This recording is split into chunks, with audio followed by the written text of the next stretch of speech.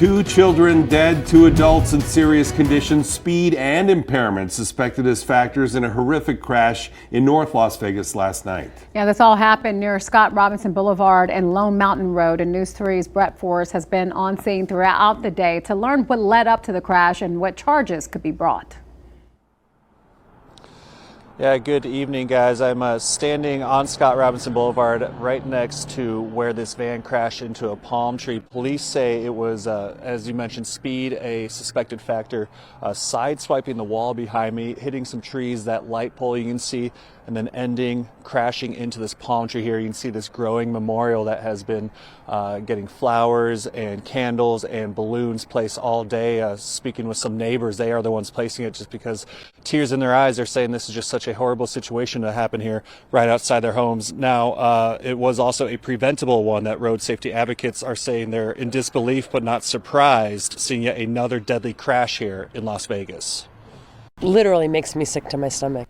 2 toddlers, a boy and a girl, tragically losing their lives in a single car crash. One pronounced dead on scene after the van hit a palm tree, the other dying at the hospital. Neither child properly restrained in a car seat.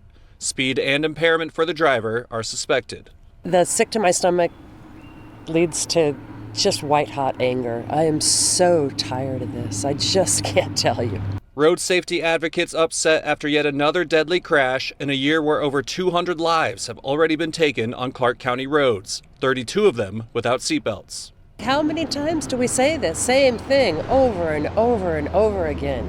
It is speed, it is impairment, it is people driving like laws don't pertain to them. Only the idiots aren't the ones who lose their lives. Neighbors near the crash describing the gruesome scene, some with tears in their eyes, like Davis Mallory, whose house is behind the palm tree. I mean, it's a bad sight. You know, you look at the kid looks like he's like maybe 1 or 2 years old. It's a baby, he didn't have no chance. Saying this specific tree has been hit multiple times and wanting the city to do something to slow drivers down and make their roads safer. There's a bus lane that the buses are dropping kids off there every single day. Put some type of speed bumps there. Law enforcement and road safety advocates urging drivers to not let this happen again. This is a call to action about DUI, speed, and proper child restraints. Saying many organizations in town offer free car seats for those who need them. With the holidays coming up, everyone needs to stay vigilant and practice responsible behaviors.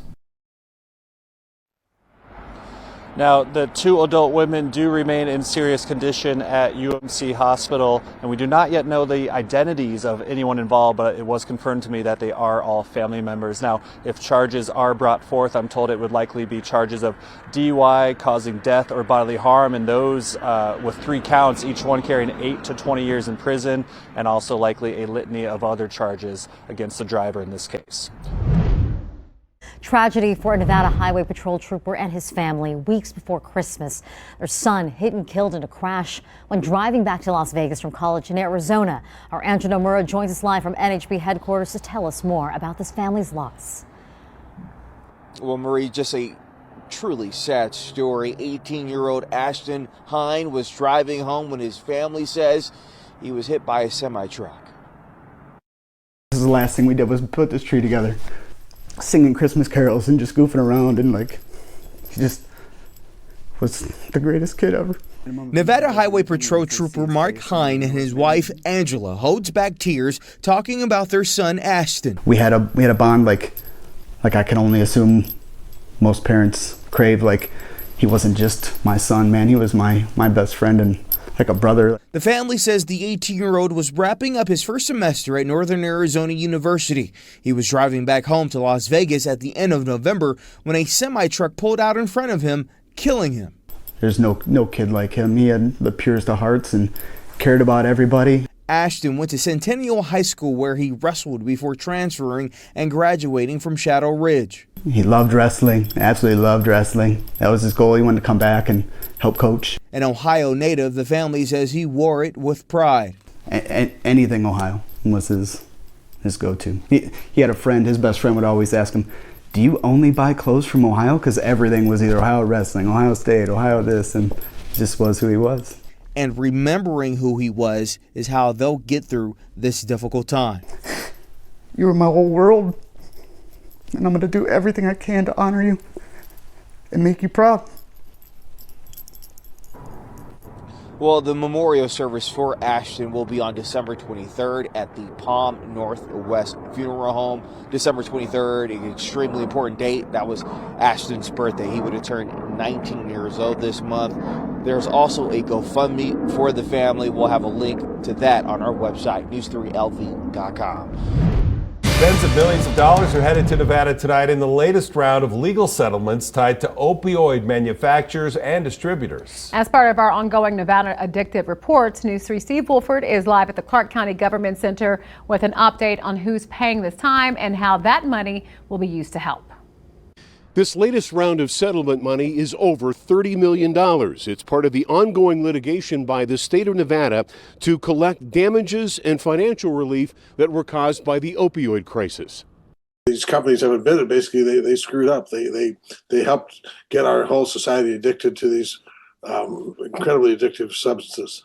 And for getting so many Nevadans addicted to opioids, says Clark County Commissioner Tick Seegerbloom, they need to pay. That includes this latest settlement announced by the Attorney General's office. According to AG Aaron Ford, Nevada will receive $32.2 million from a multi-state settlement with Walmart, $1.5 million from a separate deal with American drugstores, and $1.8 million from Mallinckrodt Pharmaceuticals now that its bankruptcy is final, for a total of $35.5 million. In a statement from Nevada Attorney General Ford, the money will let government agencies start paying for programs needed because of the opioid epidemic. County Commissioner Marilyn Kirkpatrick says she can think of a few immediate priorities, including drug treatment and education, and maybe even bring back a tried-and-true anti-drug program. Immediate thing we need to do is start educating people on the side effects and the addiction that could happen, and really the fentanyl issue. I feel like in some parts we got to go back to DARE when I was a kid in school, and we got to go back to those things. I just found out that Nye County and Lyon County were among the top deaths from opioid abuses per capita. Nye County Manager Tim Sutton says the opioid epidemic hit Nye County especially hard, with a prescription rate of 63 per 100 residents. He says leaders there are already discussing ways to use their share of the settlement money for treatment, and because of its sheer size, teaming up with Clark County to use its settlement money more efficiently. We are looking at partnering with Clark County. I have reached out to the recently appointed county manager, Kevin Schiller, and he's expressed interest in partnering up and us utilizing some of the services with Clark County. So that's one of the benefits of being that close to Clark County. Commissioner Kirkpatrick says she's aware of another 10 lawsuits that are in the works right now, so even more settlement money is expected to be coming our way in the coming months. Hi everybody, I'm Reed Cowan from News 3 Las Vegas. We want to thank you for checking out our YouTube channel. Remember, you can always see more of our videos by clicking on the video links, and also don't forget to click that subscribe button so that you don't miss out on any of our YouTube updates. Thanks for watching.